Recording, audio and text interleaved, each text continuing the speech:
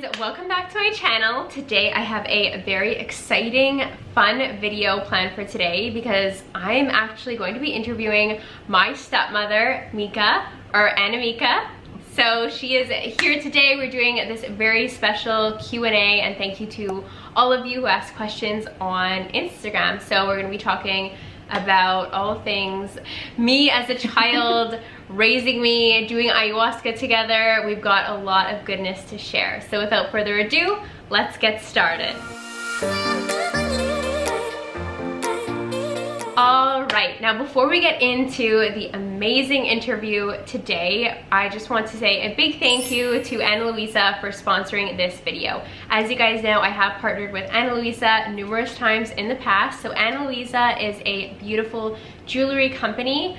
Mika and I are wearing some beautiful pieces today, all from Ana Luisa, and they've got a very special Mother's Day sale happening, which will get you 15% off by clicking the link down below, which is www.analuisa.com/ZoeMD. And I absolutely love the Ana Luisa pieces because they are beautiful. You can stack them. They all pair really well together. They've got bracelets, necklaces, earrings, starting at $39. So there's something for everyone, and it makes a beautiful gift, especially for Mother's Day coming up. Ana Luisa also offsets 100% of their carbon emissions, making them a sustainable company to partner with.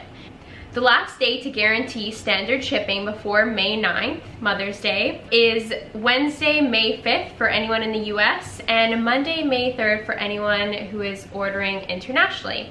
So check out the link down below for some amazing gift ideas. Like I mentioned, there's something for everyone, and very happy to be partnering with Ana Luisa once again. All right, so let's get into the interview. So Mika, I would love it if you could tell my audience more about yourself. Introduce yourself to them. Sure. My name's Mika. I am Zoe's stepmom. I have been a public servant for the province of BC for 25 years. Sort of my 9 to 5, Monday to Friday. And then the things that I really love to do though are really around Reiki, energy healing, tarot cards, you know, things involving the moon, ceremony, that kind of stuff. Yeah, Mika's got all the know. And those of you who are perhaps interested in Reiki healing and energy healing, I'll leave Mika's email down below. So let's get into some questions. So Mika, how old are you? I am 47. And where were you born and raised? I was actually born in Vancouver, raised in Vancouver, moved to Victoria, was there for a few years before sort of finding the home of my heart, Port Alberni. Yeah. And how old were you and me when we met? When we met? Good question. I was gonna say, so Kale, so you would have been about 3, very little. Drake was still in diapers. Yeah, that's what Drake's my little brother, and Kale is Mika's son, my stepbrother. Okay, what was I like as a child? As a child, fairly entertaining, quite creative, lots of drawing, art supplies, craft kinds of things. Still, even back then, fashionable. We would often all be ready to go somewhere, and it would be like, Zoe, and you'd be like, no, I'm not ready yet. I need a couple more minutes. And yeah, you always had, I don't know, hats or glasses or headbands. You're always working on the outfits. Yeah, for sure. Still got lots of headbands, hats, and sunglasses. Yeah, you bet. It's gotta be coordinated. Amazing. What's one of your favorite memories from my childhood? From your childhood? Oh God, that's not such a yeah, no easy question. Yeah, let me pull up the list of questions. We've got lots. We've got lots here. We've got lots here. Okay. You know what? I really enjoyed our West Edmonton Mall trip. Oh yeah. And there's lots of great camping memories. I think camping, skiing, yeah, just being able to spend some time together. Yeah, lots of quality time, lots of outdoors things, especially growing up in British Columbia. Wow, it's like she was meant to be your mom. You even look alike. I love it. What do you like most about Zoe? What do I like most about Zoe? I think I like most there's so many things to choose from. I think I think that it's a very unique feature that Zoe has. I don't know how to, it's not exactly, faith wouldn't be exactly the right word. I think it's part of how well she's able to manifest. That level of belief and commitment, and a sense of knowing and having total faith in that sense of knowing. I think it's a gift. I think a lot of people have to work at that. And I think from a very young age, you kind of had to find your way and give your commitment to it. I think you still had it though, from even, I know your dad was having a heart attack when you took off after high school there to travel all around Europe all by yourself. I don't know how many times we got asked, you let Zoe go by herself, and it was like, no, you knew that was what you needed to do, and you were going to be okay, and you were even getting lost on crazy bus trips through wherever you were going. Greece. Not speaking Greek, and your willingness to just sort of dive right into that. Thanks, Mika. You're welcome. Was I always like a spiritual child? Yes, I think you were. Yes. Yeah. Because I think you were always open to if I had some crystals around, or you were always very curious about, because I sometimes had some cards, oracle cards, or a tarot card deck. You were always interested in that, or we're doing something talking about the moon. I remember having a big conversation, and I can't remember what we were driving in, but I was like, well, can't you feel the full moon? Anyways, and do you remember all the boys were like, oh, that's just you. And I'm like, well, no, it's a full moon. How do you know it's a full moon? Well, you can feel the full moon. And they just all thought we were nuts. No. You were with me. You had my back. Yeah, well, okay, speaking of the spiritual things then, when did you go through your spiritual awakening? Or were you always spiritual? Well, I think to some degree, probably more open, sensitive, especially around other people's energies, for sure. I think there was a couple of events when I was younger, because I also had a fairly tumultuous childhood. And there was a point where I had to make some big choices around, where do you want to be? What do you really want to be doing? And like, I actually remember visually actually seeing a path, and, and they were kind of trying to show me, okay, so that path is pretty quick, not maybe a good end, you're gonna die. And then if you go down this path, it will be not an easy road, but will be one that will be worth the work. And so in the end, that was the choice I made. But yeah, remember there was a couple of bigger spiritual events, and I do always remember feeling fairly sensitive to the moon, the cycles of the moon, interested in like more pagan rituals. Yeah, and then I think that when I met Kate and she introduced me to Reiki, she was learning Reiki herself. She got her master's, and I was like right there saying, okay, yeah, can you take on a student? And yeah, and then from there it was just up.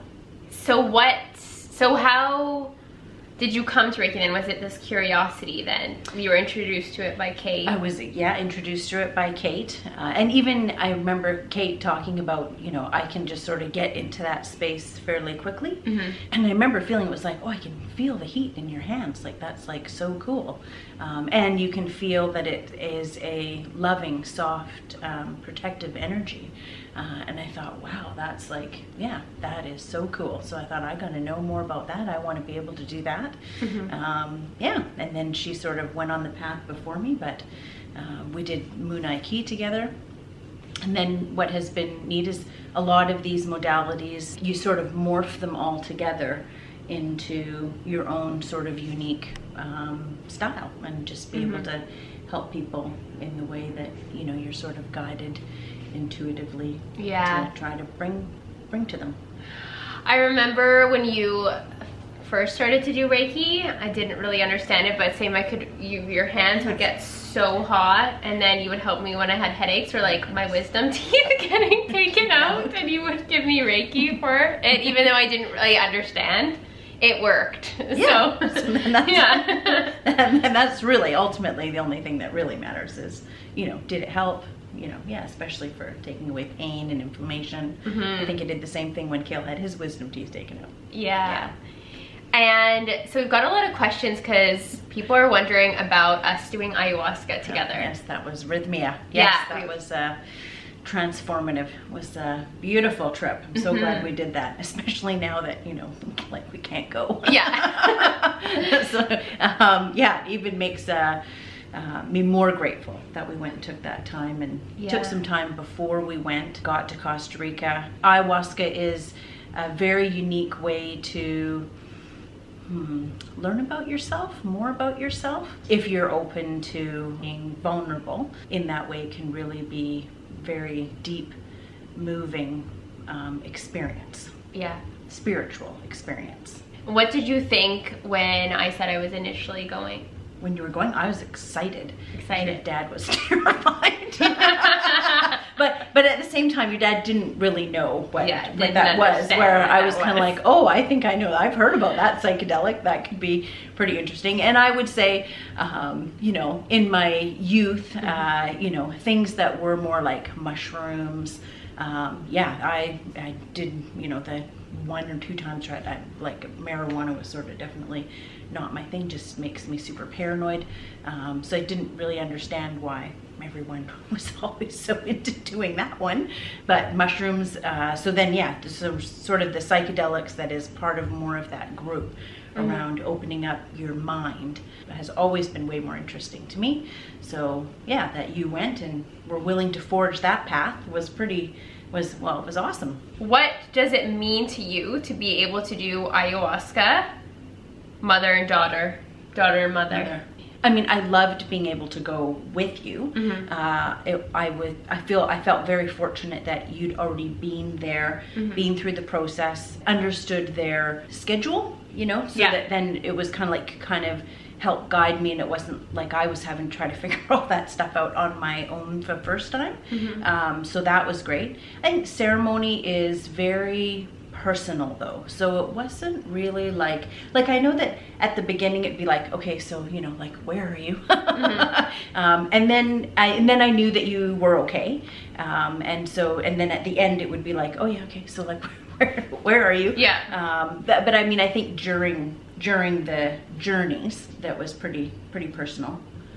So yeah, I remember being like concerned or like worried at the beginning of ceremony. I was like, oh, I hope Mika's okay. I hope she's having a good time. I hope she's not freaked out and like upset that I brought her here. No. But no, and yeah, then you go into the more personal journey.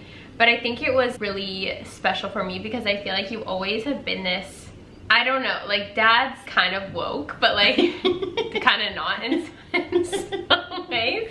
Well, he's willing to, we just want to be the first one out there. Yeah, he listens, but like I don't, like, and I think he understands, but I always feel like you've been I want to do this middle person sometimes who can help him understand me more. I think it does kind of work that way a little bit. I think it does work that way. And I'm usually going, okay, you know, just hear her out. She's, you know, she's thought about this. You know, she's gonna be fine. And then once your dad gets over the, oh my God, then he's okay. Yeah. So I think like, I don't know, even probably going to Europe and things like that, like you are this grounded energy, I feel like, when I might be up here and your dad's like, no. Yeah. So, and it's like, hang on. So I think it was really cool that you came to do ayahuasca, because then it kind of, I feel like, bridges these worlds. And I think that because you and I went and did it, and I know that coming back and then having done the straight frog stuff. Oh, Mika did Toad. Yeah, there we go, that one, yeah. DMT. Oh yeah, that was the like, spirit mode. So your dad also was there right away afterwards of that one. So he understood and could see the, what would it be, like the state of mind, how calm and how good I felt. You know, when you come back, you're just sort of on this like cloud 9 that you just don't want to come down from. And so then I think, you know, really like you know, it's too bad that things are the way they are right now. I'm sure that won't be forever, but I think that really you know, it would be like if we said, oh, you know, come on, Dad, he would come. Yeah, he would Right? come. He would come. He told me that if we were going, because we actually planned, we were going to go back down to Costa Rica or wherever, maybe Peru or something, to go do plant medicine again. And then Dad said, well, if you guys go, then I'm going to come this time. That's right. Yes. So he is, he's woke. I just don't know that he wants to be the out in the front, you know, forging the path where I think that you and I are like, no, let's give that a try. We can give that a go and test it out. Try it out. See how it goes. Someone says, what did she do that made you open up to her and trust her as a mother? Ooh. That's a good question. I feel like, I don't know, I feel like our relationship, and same with the relationship with my dad too, got better when I moved out. I don't think that's untrue for many children. Yeah, like I feel like when you're out in the world and then you start to understand yourself more, you can relate to your parents in a different way.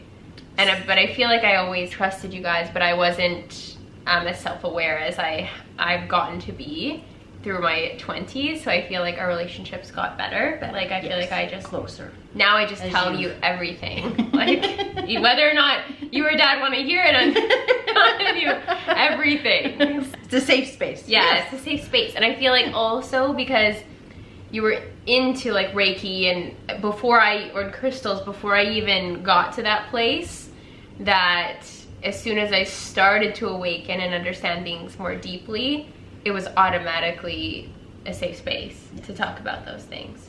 So I feel like that the trust, just continues to grow, I guess, over time. And I think, you know, your dad and I, we worked pretty hard. You know, I mean, blending a family is not an easy thing. Mm-hmm. You know, you were there. Yeah. You know, I think once we found our groove though, it was good. And I think that your dad and I realized early on we have to be we just needed to be really consistent. Mm-hmm. And so I think that constancy and, you know, and openness about discussing, you know, whatever decision was being made. And then I think we did try to work hard on trying to support you guys in the things that you were telling us that you wanted to do. Yeah. And we just wanted to know you'd given some thought into that. So if you thought it through, then we were good. You do have a lot of questions. Yeah. I don't know if we're gonna be able to do them all. So, okay, how has your life changed since plant medicine? And how about other family members? How has my life changed since plant medicine? And okay, so I would say that since plant medicine, well, I mean, one of the big active things for me is I did have much more clarity, like a visual clarity around my spirit animals, my power animals. And Kyla and Kim are with me all the time. I clearly know when they're around, or if I'm going, I'm feeling a little bit vulnerable while I'm doing something, I call out to them. They're just there right away. So yeah, that would probably be, I don't know, the biggest constant change that's followed me since plant medicine. I think that just overall, once you open your mind and your spirit and your soul and you experience yourself, that sense of connection and belonging, you know, like even though we come back and we're spending time in this, you know, 3D world, it's still with you. So anytime I do a practice, I'm working with someone, you know, trying to help them with whatever they're looking for help for, you know, being able to get into that right space, to feel it and know it deeply. I think it's just sort of deepened that connection. I just sort of relax and focus in on that, and you're there. After ayahuasca, we did the breath work. Yes. And then, anyways, all about breath work. So we did this breath work session, and then do you remember at the very end of the breath work session, like it was like an ayahuasca experience. Didn't last as long, except that it was just so the clarity around it was so clear and so intense. And it was kind of like a pyramid and an eye, and anyways, and it was just like wham, right in your third eye. So yeah, I still remember that one. Yeah, breathwork can be just as powerful as ayahuasca. When we were in Whistler, we went to that breathwork session, and your dad hadn't done any breathwork. And so I talked to him a little bit beforehand because I wasn't sure how much they were going to cover in the class. And she did do a pretty good intro, and then kind of talked to him very quietly just before we started. And you know what? Your dad really got into it. And then afterwards, like, he was just like, he goes, he was sure. He was like, I think I died. He goes, I died. Anyways, and so it's like, well, that's good. You know, like, it's good. You know, you let all that stuff that, you know, that you no longer serves you go. Breathwork can be pretty powerful stuff. How do you feel about Zoe moving to another country again? Well, I have to say, I mean, the timing's always interesting. I think you always end up nailing your timing. Like, you know, Ontario was imploding, so great time to get out. And you know what? I really look forward to it. I know this is not your last time moving to another country or moving somewhere else. There's definitely going to be a few more, and it's all. It just means that there's more adventure. We get to, you know, we loved our trip to visit you in Italy. You know, going our few times out to Toronto would have been nice if we would have normally come out there, you know, once or twice more before you left. And so wherever you go, it's like, well, that's kind of that area. We know we're going to get another trip in there. So yeah, that's exciting. It's exciting. Yeah. Yeah. Do you think I'll come back to live in Canada? I mean, yeah, I think Canada will be more like a touch point, I think. And yeah, I mean, at some point in time, you might come back. I know, I'm pretty sure though, you've got at least another 3 places. It gets a bit fuzzy seeing past there, but you got at least another. So which places? Like countries. Yeah, which countries? I don't know about that, but yeah, I could have some guesses. Ooh, but they'd be my guesses. What are the guesses? The guesses. I could see Australia somewhere. Now, what part or what coast of Australia? Or, you know, New Zealand. Yeah, so Australia, New Zealand. And then I think something, you know, I know you really loved San Diego. So the California, San Diego. Again, I think the ocean. I don't know that. I think you need an ocean, water. Yeah. You need some kind of large body of water anyway. Yeah, and then I don't know Europe again though. So I'm not sure if it would be Greece. But there's there we go. See? There you go. Yeah, dropping see some that. hints. That's right. Yeah. Dropping some hints. But I do think there's going to be at least 3 more. At least 3 more. At least 3 more. Ooh, so then, yeah, but I think Canada will be like a little bit of a touch point. Like, you know, Yeah. you might come back here for a little while and then go back and come back. And I mean, you've got a lot of family in Canada, so. Yeah. And your current passport is Canadian. Yeah, current passport is. So we know you'll have to come back to at least renew that. Yes. So what advice would you give your 20-something-year-old self? Oh, your subscribers ask hard questions. Yeah. I give my 20-year-old self. You know, I don't know who said it or whose quote it is, but I remember Oprah Winfrey once said, you know, if youth knew and if age could. And I remember, I love that saying. And I think, you know, when I was 20, I remember spending a lot of time worrying, worrying a lot. I mean, I think that you worry a lot when you're a kid and, you know, hopefully, and then as you get older, I think you realize it's like a waste of energy. Yeah. And so not to waste your time worrying. So, I mean, I guess if I could have a chat with my 20-year-old self, it would be, yeah, I mean, try not to, like, I remember worrying about things that were just really outside of my realm of control. And so when things are not really in your control, you know, yeah, it's a kind of a waste of energy to be worrying about them. And I could worry myself to death about some of those things. So it would be a lot of energy that I maybe could be able to get back if I, you know, just focus on the things that you can control yourself, how you react, you know, to situations, people, and just focus in on the things that are in your realm of influence. Everything that's outside of that, Don't waste your time worrying about it. And maybe some of the things that are inside, your realm of influence, you can still ask yourself, do you need to worry about that? Yeah. No. Take a step back and then go, okay, maybe I don't need to be worrying so much about that. Especially about, what do other people think, or what are they going to think, or just worrying about other people's perspectives. So I think a lot of time people would say things and I would just accept them. Then I did have to kind of learn that, just because that's you're entitled to your opinion for sure. I have a choice as to whether or not I want to accept that and take that on as my own truth. And if it's not something that resonates with me, then maybe don't worry about it and don't accept it. Yeah, totally. You really helped me with that, I feel like, too. That story of Buddha. Yes.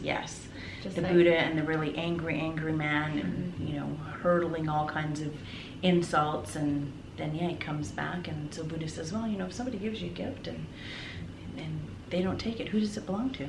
It's like, it belongs to you. So I don't really accept your lovely gift of insults, and exactly. I love that. That's a good little quote. Yes, exactly. Well, thank you so much, Mika, for being in my interview. And this was really cool, because I feel like you guys haven't really seen my parents ever. My dad's always like, get the camera away from me. He's a little bit anti, what does he call it? Social, no social platforms of any kind. So, maybe one day I'll use my manifestation powers to get Dad on a YouTube video. That's right. We can both focus in on it. Interview with Dad for Father's Day. Well, thank you so much, Mika, and thank you guys so much for watching, for your amazing questions, for contributing to this, and don't forget to click the link down below to get 15% off of Ana Luisa for Mother's Day using analuisa.com/ZoeMD. And perfect gift for anyone, and we're enjoying our bling and our sparkles. That's right. Absolutely. Have a great day, guys. Thank you. Bye.